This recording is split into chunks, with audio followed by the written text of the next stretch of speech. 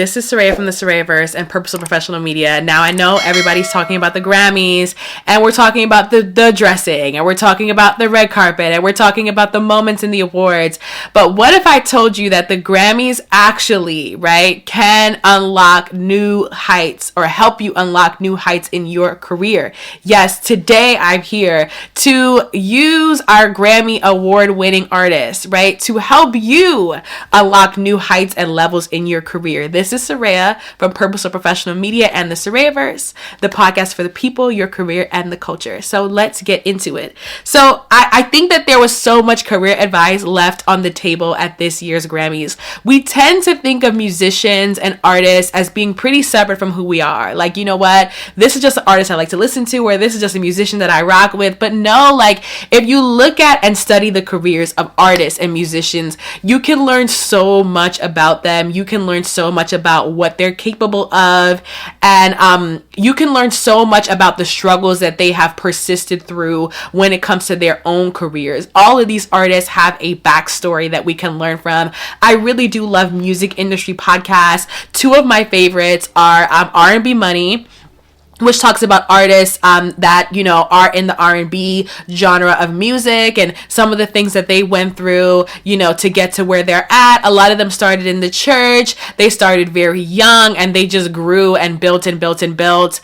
And then I also love listening to Drink Champs, which mainly focuses on rappers and cultural influencers and how they got to where they're at. So when listening to both podcasts and also my Breakfast Club interviews, which you can't forget about those, it became very evident to me that this just wasn't luck. They worked for it. They worked for it. And when these artists speak, we have to listen. Even if you feel like you work a dead-end job that you're not passionate about, or you might have started a business that's struggling, like, these are moments of inspiration that the culture can tap into. And there were some things that these artists said that I really don't want to just become another cultural moment or another meme or another, you know, reel that we like and comment on but don't fully reflect on. I wanted to bring their comments to the forefront and really have a conversation about some of the things that they said. So are you ready? Let's go. So first, I want to talk about Alicia Keys addressing DEI.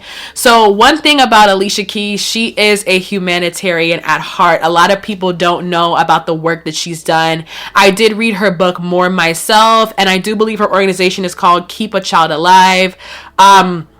She has done so much work, especially she has done a lot of anti-AIDS advocacy as well in Africa. She really is someone who she has such a heart to speak to the collective. I was really, really excited to hear that. Not only did she win the Dr. Dre Global Humanitarian Award, but also Hell's Kitchen, the play that is based on her life. Not only did it sweep the Tony Awards, I heard that it did last year, but also this year it received a Grammy for musical theater Broadway.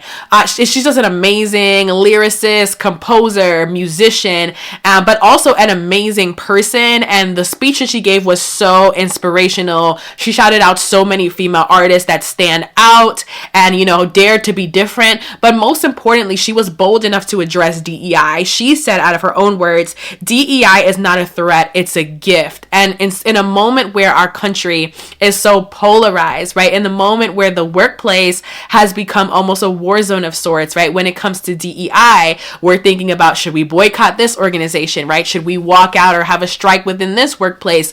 We really are watching DEI, something that we worked hard for and that, you know, we actually needed in the workplace. We're watching it crumble. And for her to take that bold stance as an artist, as a creative, also someone who is housed in an industry that might not want DEI but desperately needs it. I talk about entertainment being so powerful, right? Like, what we see affects what we believe. So seeing artists up there that look like us, seeing shows that reflect our experience, it affects how we see ourselves and it affects how we see the world. So I really love the fact that she addressed it so openly.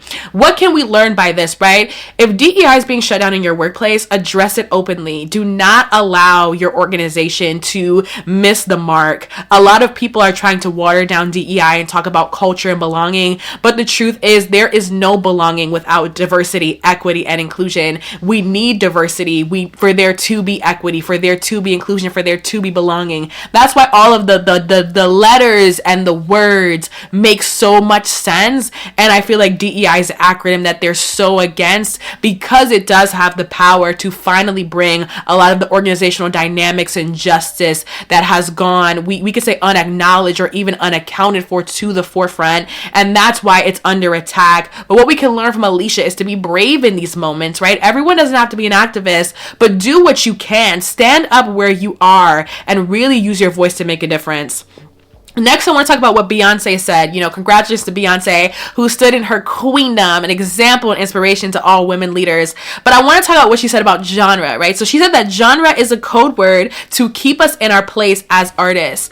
We might not all be artists, but the truth is Beyonce is acknowledging, a very dark secret. Well, not dark secret, but a dark part of the music industry, particularly when it comes to genre. People are often told stay in their place. And I can think of today, as I started this initiative, and I try to interview diverse professionals, I can think of today as one of the major issues in our society being that we tell people what to do professionally. If you're good at tech, don't bother going into marketing. If you're good at engineering, don't bother going into biotech. When in reality, I truly do believe that college prepares us somewhat for our jobs, but it doesn't necessarily give us all the tools that we need. See, college is only half of the equation.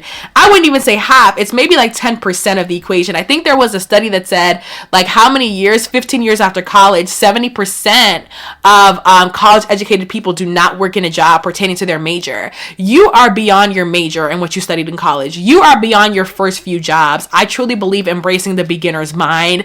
Most jobs are learnable. Granted, there are certain jobs where, the opportunity cost of education is well worth it. I mean, at the end of the day, if you want to be a doctor, you got to go to medical school. If you want to be astrophysicist, you need to be well learned in astrophysics. I totally get that, because they're making decisions that are very, very consequential. But there are other jobs that are really more reliant on passion and vision and you wanting to do something rather than you having all the answers. So I would encourage you all to find and seek jobs that really speak to who you are as people. Don't be boxed in or let somebody tell you that you can't be creative and analytical, or you can't be an entrepreneur and a great speaker, or you can't be, working in corporate and doing content on the side. No, your life is what you make it, right? Beyonce told y'all, don't let the genres box you in. How you start is not where you're going to end up. Take me, for example. I'm here doing content, but I dream of not just being an individual creator, but actually doing big things in media, having a production company, having an entertainment company. And I'm building towards that. So I'm not going to let people box me in and tell me that I'm just a creator. I'm going to be more than that. And that's what I think Beyonce is encouraging us all to be be more, be more. Now I want to talk about Doechii, right? So Doechii is a fave on LinkedIn. A lot of people are talking about Doechii and what she said, but I really do want to reference Doechii. Doechii talked about not allowing anybody to project stereotypes onto you, and also not allowing people to tell you, that you can't be here, right? You know what you deserve. At the end of the day, Doechii has proven that you can make a way for yourself through your own talent. I do believe she went from content creation into music. She's another, we could say, Queen Naja. She made the transformation from being a content creator to also being a musician. Start where you are. With the anti-DEI sentiments, with so many sentiments out there, people might want to tell you that you don't belong or that you can't fit in, but don't allow those voices to affect you. I think that was maybe the greatest bit of career advice that anybody could have given on that set that day at that Grammys event. She really came and she was so grateful, but she also wanted people to know, especially people of color, especially Black women, right? Honestly own who you are in this moment, right? Take up space in this moment and really understand that whatever room you are in, you belong there. What was Doechii talking against in that moment? She was talking against imposter syndrome, the same imposter syndrome that makes us feel like we're not worth it or that we're less than, right? We shouldn't let these thoughts brew up in our heads or in our minds. We should know that we're worthy and we should trust that we're worthy. So I really did appreciate Doechii for that, and I appreciated her realness. Then we had Chappelle Rowan, right? Talk about the need for health insurance and a livable wage for artists. What career advice can we get from that? At the end of the day, know your worth. worth, right? Chappelle Rowan talked about artists giving so much to their label. You're giving so much to your employer. You're giving so much to your business. Know your worth, right? Don't allow clients to undercharge you. Don't allow people to tell you that you're not worth that pay raise. Know your worth, express agency, and do what Chappelle did, stand up for yourself, right? Stand up for yourself, and not only advocate for yourself, but advocate for others to receive a fair wage. Unfortunately, we still have a gender-based pay gap. And that's one of the things that we talk about on this podcast. Advocate for yourself to get a fair wage, right? Understand that you are worthy and that the people around you are worthy. Speaking of worth, right? I want to end with a quote that Will Smith said about Quincy Jones, right? Quincy Jones told him that it is your job to take care of these people, referencing his career in media and his time at the Fresh Prince. It is your job, if you are a leader, a manager, another employee, to take care of the people around you, right? Make sure that your career has a positive ripple effect, that people can always say that they loved working with you because you were kind. I think sometimes we think that kindness doesn't matter, but the human things always matter, right? Being a great human always matters. And I'm really, really glad that Quincy Jones' life could have been remembered in such a positive and such a wonderful way, because at the end of the day, yes, take care of your people at work, especially my managers and my leaders and people that have people under them, people who have subordinates. Take care of your people at work, right? Don't be a bad boss. Don't be a dictator. Understand that how you treat people will have an impact on their career and their life and their families, and it will just ripple outwards. Mentor people, help people, right? Give parts of yourself today. Okay, so this is Soraya from the Sorayaverse and Purposeful Professional Media. Like, comment, and subscribe. What career advice did you get from this year's Grammys? I want to hear it. Okay, take care. Bye. Peace. I'm out.